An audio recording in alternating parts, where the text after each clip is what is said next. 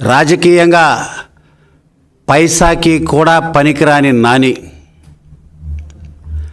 కనీసం కానికి కూడా పనికిరాని కొడాలి నాని, ఓడిపోయిన తర్వాత పారిపోయిన వాడివి, గుట్కా నవలనదే 4 అడుగులు కూడా వెయ్యలేని వాడివి, ఆ మట్కా మత్తులో ఉంటే కానీ నీ నాలిక్కున్న తిమ్మిరి కానీ నీకు మాట కూడా సరిగ్గా రాని పరిస్థితి, దుస్థితి నీ బతుకు. నువ్వు పారిపోయి ఇప్పుడు వచ్చి శ్రీ వెంకటేశ్వర స్వామి గారి ప్రాశస్తాన్ని కాపాడండి అంటే గుడివాడ ప్రజలు, రాష్ట్ర ప్రజలు ముక్కును వేలేసుకుంటున్నారు. కొడాలి నాని ఈ రకంగా మాట్లాడటం హాస్యాస్పదం. జగన్మోహన్ రెడ్డి గారు ప్రజలందరినీ పూజలు చేయండి, లడ్డూకి అపచారం జరిగింది అని చెప్పి మాట్లాడటం అంతకంటే హాస్యాస్పదం. ఈరోజు రాష్ట్ర ప్రజలు వైనాట్ 175 అంటే మీరు అంటే దానికి చక్కటి నిర్వచనం, సమాధానం చెప్పారు. ఎస్, 175 ఫర్ ఎన్డీఏ అనే విధంగా 164 సీట్లు ఇచ్చారు, 11తో మిమ్మల్ని పడుకోమన్నారు. అయినా బుద్ధి రాలా, సిగ్గురాలా, నిస్సిగ్గుగా మానం మర్యాద అన్నీ వదిలేసి ఎవరు చూస్తున్నారులే అన్న విధంగా బయటకు వచ్చి మాట్లాడుతున్నావు కొడాలి నాని. ఆ రోజు ఏమన్నావు? నీ అయ్య జాగీర్ అన్నావు గుడివాడ, నీ అబ్బ జాగీర్ అన్నావు గుడివాడ గాడ్ ఫాదర్ నువ్వే అన్నావు కొడాలి నాని. ఈరోజు గుడివాడ రైల్వే గేటు కూడా పట్టుకోనియకుండా ప్రజలు బుద్ధి చెబితే పారిపోయావు. కౌంటింగ్ మధ్యలోనే 2వ రౌండ్లోనే లెగిసి వెళ్ళిపోయావు. మళ్ళీ ఇప్పుడు వచ్చి లడ్డు అని చెప్పి ఏదో మాట్లాడుతున్నావు. ఒకటే నీకు తెలియజేస్తున్నా, ఈరోజు దేవుళ్ళని కూడా వదలట్లేదు మీరు రాజకీయంలో భాగంగా. ఇంతకంటే దారుణం ఉందా? ఆ దేవుడే కన్నెర్ర చేస్తే మీకు ఓటమి దక్కింది. మళ్ళీ మాట్లాడుతున్నావంటే రాబోయే రోజుల్లో మీ ఒంటి మీద గుడ్డలు కూడా లేకుండా ఉండే పరిస్థితి వస్తుంది. గుర్తు తెచ్చుకోండి కొడాలి నాని, అదేవిధంగా వైసీపీ నాయకులు ఎంత అపచారం చేశారు. హైందవత్వానికి అగౌరవపరిచారు మీరు. రాష్ట్రంలోనే కాదు, దేశంలోనే కాదు, ప్రపంచవ్యాప్తంగా ఉన్న హైందవ మనస్తత్వానికి, వాళ్ళ ఆలోచన విధానానికి వ్యతిరేకమైన పనులు చేశారు మీరు, అపచారం చేశారు.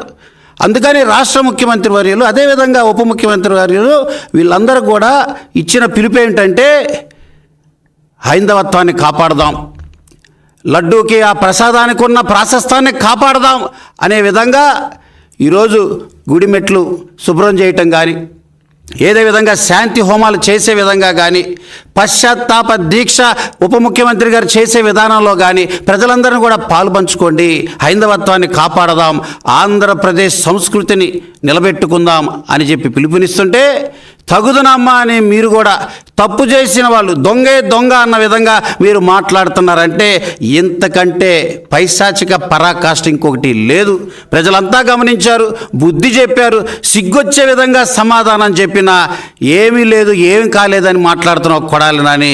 రాబోయే రోజుల్లో ప్రజలు నీకు బుద్ధి చెప్పడానికి సిద్ధంగా ఉన్నారని తెలుసుకో.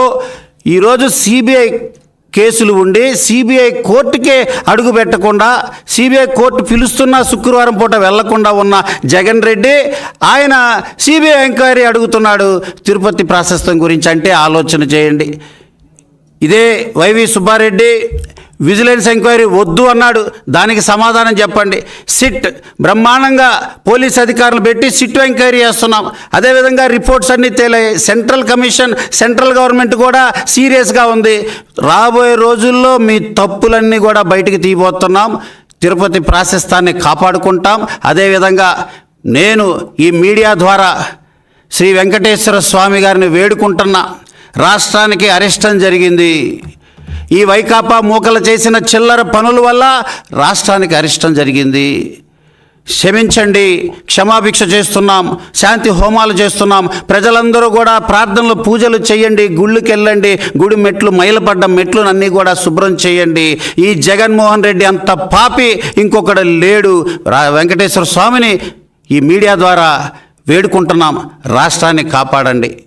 హైందవత్వాన్ని గౌరవించే విధంగా ఈరోజు ప్రజలందరూ కూడా ముందుకొస్తున్నారు. రాష్ట్రాన్ని సస్యశ్యామలంగా రాష్ట్ర ముఖ్యమంత్రి చంద్రబాబు గారు 74 సంవత్సరాల వయసులో 13 రోజులు బస్సులోనే ఉండి ప్రతిరోజు 5-6 గంటలు నీళ్ళలోకి వెళ్ళి మొన్న వరద బాధితుల్ని ఆయనే డైరెక్ట్గా వెళ్ళి పరామర్శించి ధైర్యం చెప్పి వాళ్ళకి అండగా ఉండి వాళ్ళకు ఒక భరోసా నమ్మకాన్ని ఇచ్చి అధైర్యపడొద్దు ధైర్యంగా ఉండి చెప్పిన విధానానికే జగన్కి భయం పుట్టుకుంది, గుబులు పుట్టుకుంది, బయటకు వచ్చి ఇలాంటి పిచ్చి ప్రలాపనలు చేస్తున్నాడు. ఎప్పుడూ లేదు కనివిని ఎరగని రీతిలో వరద సహాయం అందింది. ఇంట్లోకి నీళ్ళు వస్తే ఆ బాధితులకి 10,000 రూపాయల సహాయం దేశంలో రాష్ట్రంలో ఎక్కడా ఎప్పుడు చేయలా. అది ఎన్డీఏ గవర్నమెంట్ ముఖ్యమంత్రి గౌరవనీయులు శ్రీ చంద్రబాబు గారే తీసుకున్న నిర్ణయం, అద్భుతమైన నిర్ణయం. అదేవిధంగా వరి పంటకి 10,000 రూపాయల సహాయం, కమర్షియల్ పంటకు కూడా అంతకంటే ఎక్కువ సహాయం అందించి నిన్న అకౌంట్లో పడుతుంటే నాకు వస్తున్న ఫోన్ కాల్ మెసేజ్లు అందరూ కూడా చాలా సంతోషంగా ఉన్నారు. ప్రజలు రాష్ట్రం సుభిక్షంగా ఉంది, సంక్షేమ అభివృద్ధి రెండు కళ్ళుగా అద్భుతమైన పాలన అందిస్తున్న చంద్రబాబు గారు 10 కాలాల చల్లగా ఉండాలని, ఎన్డీఏ పాలన కావాలని కోరుకుంటున్న తరుణంలో జగన్ ఉనికికే ప్రమాదం అని ఈ రకంగా రాజకీయం చేయటం పిచ్చికి పరాకాష్ట. రాబోయే రోజుల్లో ప్రజలే నీకు సమాధానం చెప్తారని తెలియజేస్తున్నారు.